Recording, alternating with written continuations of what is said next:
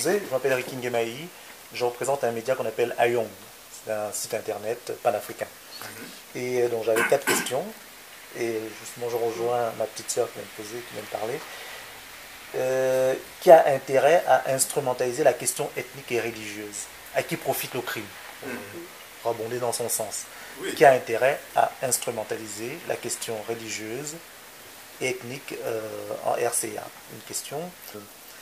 Actuellement, la RCA est dirigée par une femme. Qui l'a choisie exactement? Est-ce que ce n'est pas une espèce de faire-valoir qui a été placée là juste pour faire, pour se donner bonne conscience? Je ne sais pas. Elle a été choisie par qui exactement? Parce qu'elle n'a pas été élue à ma connaissance. Lorsque Djotedia est parti, il fallait trouver quelqu'un pour continuer la transition. Parce qu'il s'agissait de continuer ce qui a démarré avec Bozizé d'abord et ensuite Djotedia. On leur avait donné 18 mois ou 24 au maximum. Voilà le délai. Mais il se trouve que Bozizé est parti et Djotedia est venu. Et donc il fallait qu'elle finisse ce mandat. En espérant qu'au bout de compte, des élections libres, transparentes allaient se passer. Pour qu'on désigne, que quelqu'un soit désigné normalement, librement, pour diriger le pays. Donc le rôle de la transition, c'est de préparer le terrain à ça. Seulement, lorsque Djotedia est parti, en fait c'est un arrangement. Il est appelé au Tchad et on lui a dit de démissionner.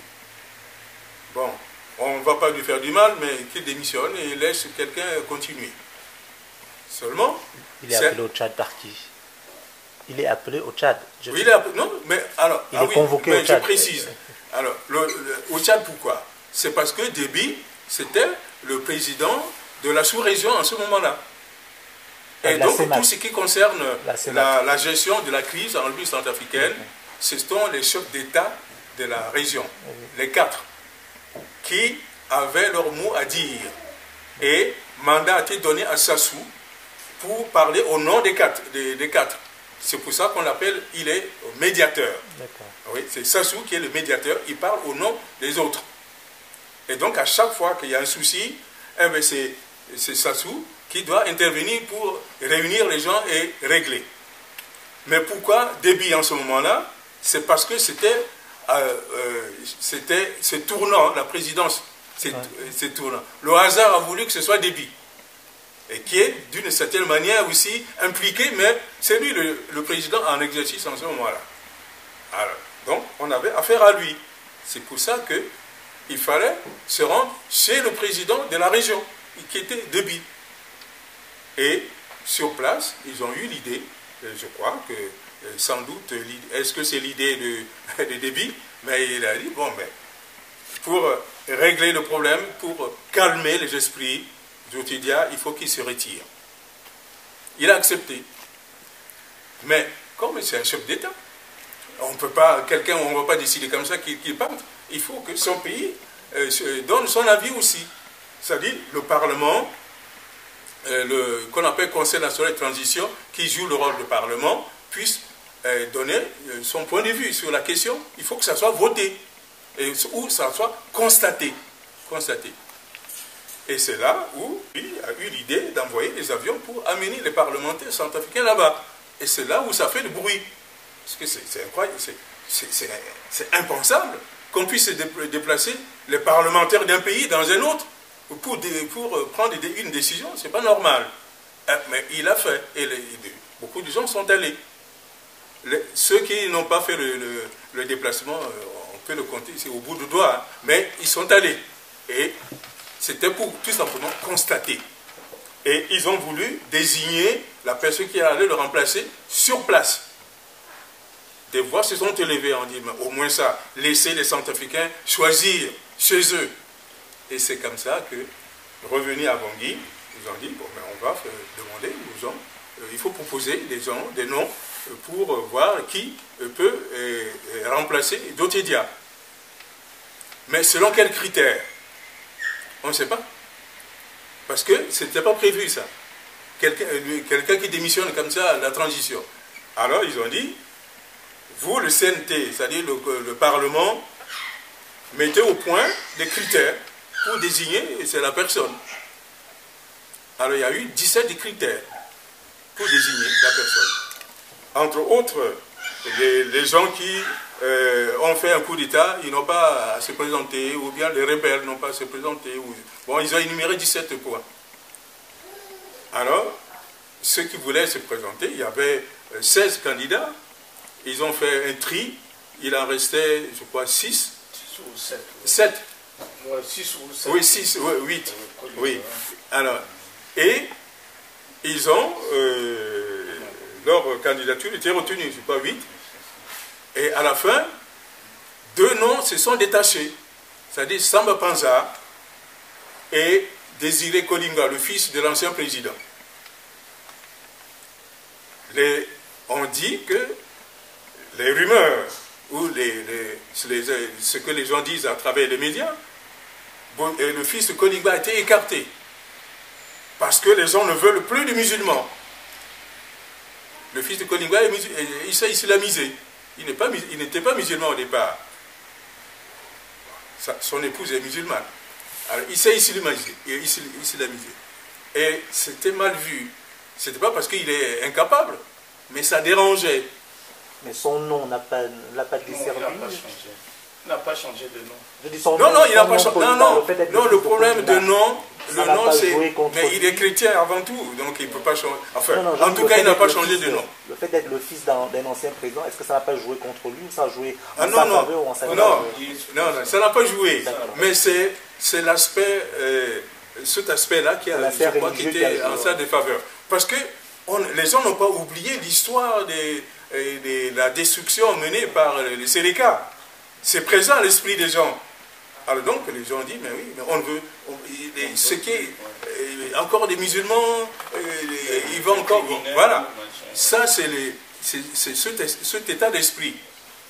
Mais sinon il a failli passer. Il avait sa chance. Mais s'il a perdu quelques voix, c'est à cause de ça. Il y a eu d'autres personnes, comme... le fils de Patassé. Oui, le fils de Patassé. Il y avait deux, trois fils d'anciens présidents qui étaient dans la course. Et puis il y avait un autre qui s'appelait Mekasouan. Karim Mekasouan. Oui, mais lui, on l'a éliminé. On a éliminé deux fils. Il est musulman. Il est musulman, il est connu, et qu'il a joué un rôle aussi très connu. Alors, je dis, ah non, pas lui. Voilà. Et bien quand bien même, il était soutenu par Déby, et sans doute aussi par Sassou, mais les gens n'en voulaient pas. Et c'est comme ça que Samba Panza, et qui s'est présenté comme quelqu'un qui n'a rien à voir avec ce milieu. Et c'est une femme. Voilà un des critères, un des éléments qui a pesé, qui a joué en sa faveur. C'est-à-dire, pour une fois, les hommes, ils ont échoué, une femme, c'est bien. Et les femmes ont applaudi, et deux hommes aussi. Et aujourd'hui, c'est l'inverse. Les femmes se disent, ah oui, mais on s'est trompé. Et on a honte. Il y a des femmes qui disent ça, parce qu'on avait applaudi. Bon, mais en fait, c'est des critères subjectifs. Et c'est le problème de Samba Panza, c'était ça. Et elle n'a jamais fait de la politique, mais elle connaissait tout le milieu politique. Les hommes qui dirigeaient le pays les connaissaient. Elle est du milieu des assurances. Des assurances depuis des années. Elle a fait un peu de droit aussi, des assurances. Donc, elle connaissait tous ces hommes politiques. Mais elle n'a jamais joué un rôle politique. Voilà. Donc, ça, c'est la difficulté qu'elle a eue. Pourquoi les Africains ne parviennent-ils pas à dépasser la problématique, justement, du tribalisme? On retrouve aussi le problème du tribalisme, la question qui est posée, à travers aussi l'histoire de Samba Panza. Ce qu'on lui reproche aussi, c'est ça. C'est qu'elle s'est entourée, elle avait dit, des technocrates. Elle voulait des technocrates, le terme qu'elle a utilisé. Ouais. On dit bravo. Mais seulement, voilà, quand on regarde assez près, mais ce sont que ses cousins, ses parents, ses amis, ses oncles. Des amis. Oui. Ce n'est pas seulement la tribu, mais ses amis, ses cousins, ses proches. Et encore si tous, ils avaient disons, la capacité de dépasser le problème du tribalisme, mais non. Voilà. Sa fille aussi, tout le monde, ils sont là autour d'elle. Et un des aspects du problème, c'est qu'on dit qu'elle est assez proche des Séléka. Ouais. Parce que c'est Diotidia qui l'avait nommé comme maire de Bangui. Parce que le maire de Bangui est désigné. Ce n'est pas une élection. Ah, d'accord. La personne est désignée. Alors, donc, elle a été désignée par Diotidia. Et ce que les gens ont remarqué aussi, les consultations qu'elle faisait, quand Diotidia était encore au Bénin, elle envoyait des émissaires pour aller recueillir son point de vue d'abord. Donc, c'est tout ça qui fait que les gens ont déchanté par rapport à Mme Samba Panza. Mais au départ, il y avait un a priori positif. Voilà, donc c'est le problème du tribalisme. C'est à rebours, c'est ça. Mais le problème du tribalisme, quand on parlait aussi de mariage, on ne faisait pas, on ne prenait pas en compte. Mais en fait, la réalité, ce n'est pas le tribalisme, c'est l'ego. C'est les gens qui travaillent pour eux-mêmes et favorisent certains éléments très proches pour leur permettre d'avoir une mainmise sur le système. Oui. Mais avant tout, c'est eux-mêmes, c'est pour eux-mêmes. C'est eux, ils se mettent d'abord devant. Et donc, leur idée principale, c'est quoi? C'est avoir de l'argent tout de suite pour faire ceci, faire cela. Bon. Mais le cas de Bozizé, c'est ça aussi. Lui, il a eu beaucoup d'argent, mais c'est uniquement pour acheter pour le trésor de guerre. Et il favorisait les gens qui pouvaient être à son solde. C'est ça aussi, c'est ce qu'on appelle le clientélisme.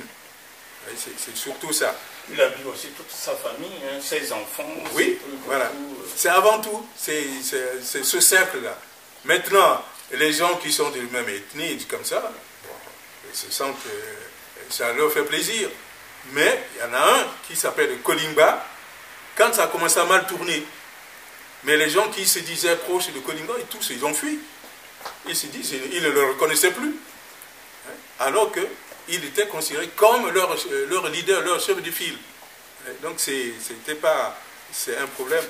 En fait, c'est le rôle des intellectuels aussi qui est mis en cause ici. Parce qu'ils n'étaient pas seuls.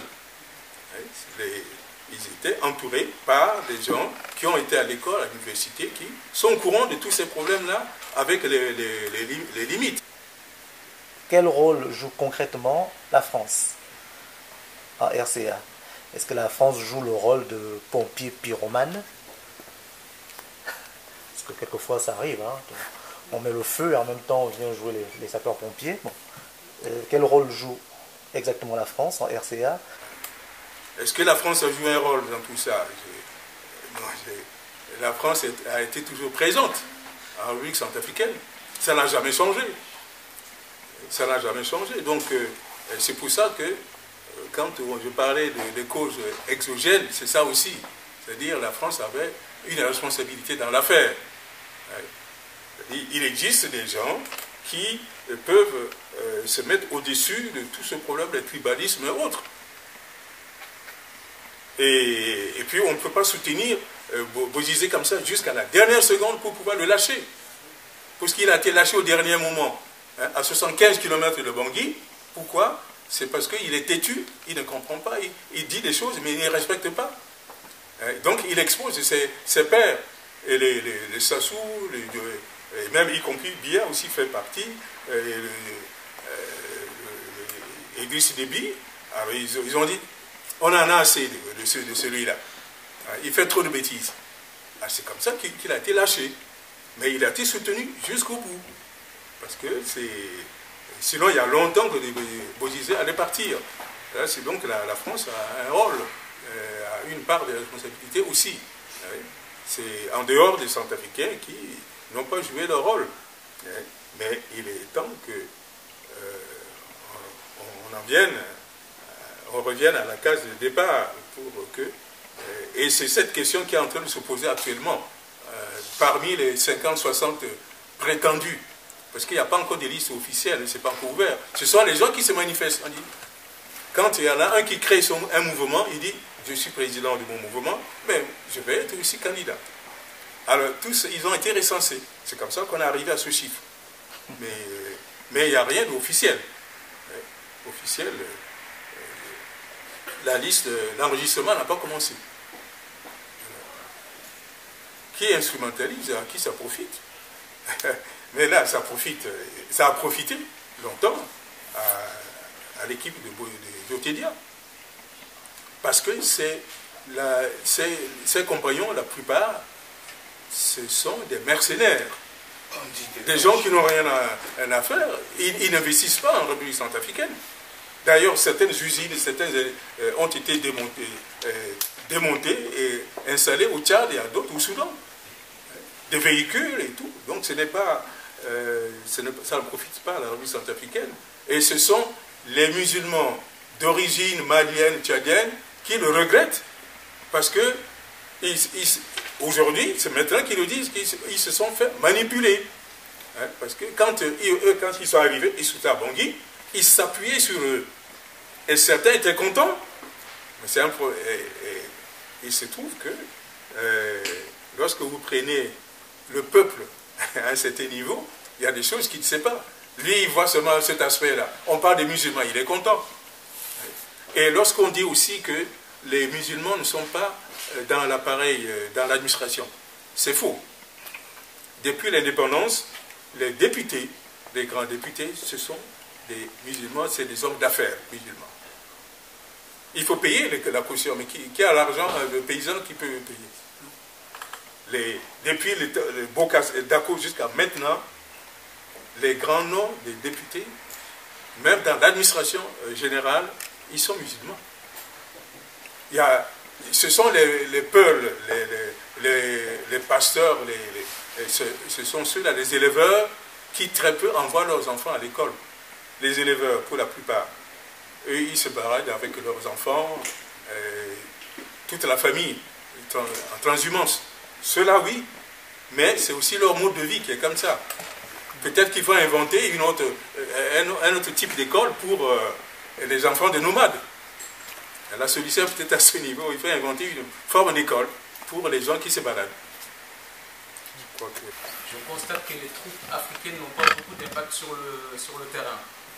Parce que là, on parle en fait de Boko Haram, justement, où le Tchad, le Niger et le Nigeria, plus le Cameroun, en fait, sont en train, on va dire, de mener des actions. Mais le problème centrafricain est antérieur à cela. Et franchement, quand on écoute les médias, on n'entend pas parler de leurs actions sur le terrain. Est-ce que c'est parce qu'ils ne font pas grand-chose ou c'est parce qu'on ne parle pas d'eux ou bien comment ça se... Parce qu'en fait, à travers votre exposé, je n'ai pas senti vraiment qu'ils avaient un impact sur le terrain. Voilà. Les troupes qui sont en République centrafricaine, beaucoup de Centrafricains se posent des questions. À quoi ça sert, ces troupes? La présence de ces troupes sert à quoi? Beaucoup de Centrafricains se posent cette question.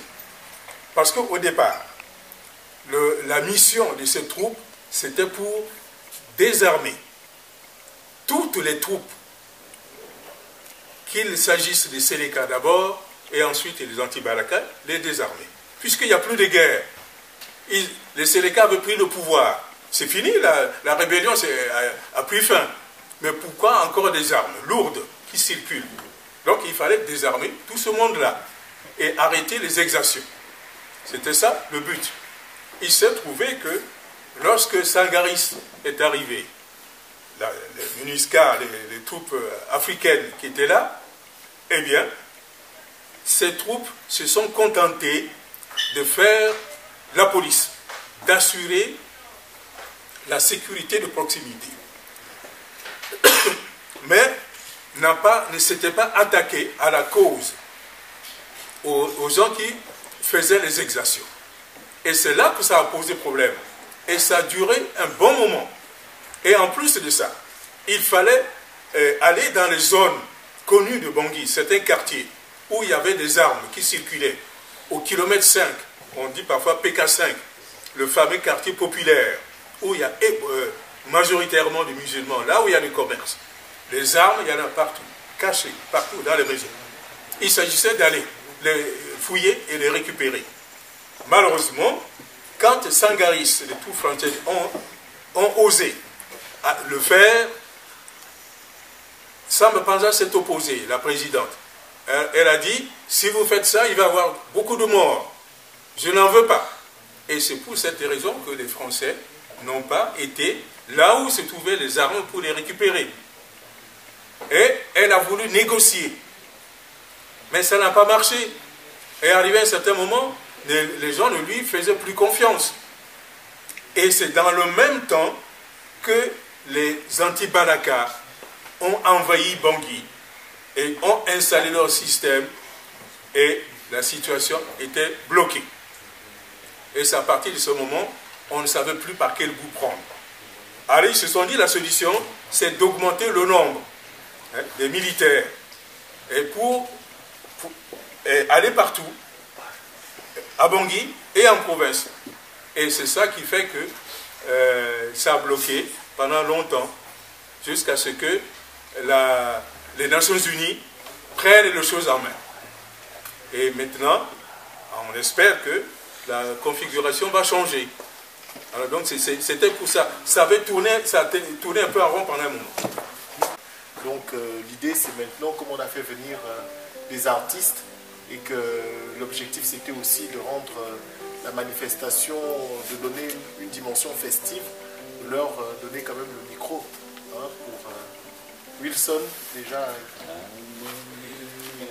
qui a prévu de faire une première partie avant d'avoir l'artiste Cory Benguemo qui nous a interprété quelques morceaux en rapport à toutes ces cultures de la sous-région africaine. Donc, encore infiniment merci à M. Victor Bissengé